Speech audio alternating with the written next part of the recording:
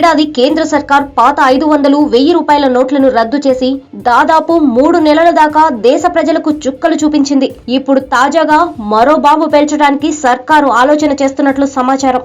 ఈ నేపథ్యంలో మరికొద్ది రోజుల్లో పాత 100 నోటు రద్దవుతుందని వార్తలు గుప్పుమంటున్నాయి. సరికొత్త 100 నోట్లని కేంద్ర సర్కార్ అమల్లోకి తీసుకురానున్నదనే వార్త ప్రస్తుతం సోషల్ మీడియాలో హల్చల్ చేస్తుంది. ఆర్బీఐ మధ్యప్రదేశ్ లోని హౌషింగాబాద్ సెక్యూరిటీ పేపర్ మిల్లు కొత్త 100 నోట్లను తయారు చేసే పనిలో బిజీగా ఉంది అని సమాచారం. లేటెస్ట్ గా సర్కారు విడుదల చేసే ఈ కొత్త 100 నోట్ల రంగు, సైజు, పాత నోటుకు కొత్త నోటుకు తేడా ఏంటి అనే దానిపై సోషల్ మీడియాలో చర్చ జరుగుతోంది. అంతేకాకుండా ఏకంగా ఇదే కొత్త 100 నోట్ అంటూ కొంతమంది నెటిజన్లు షేర్ చేస్తున్నారు.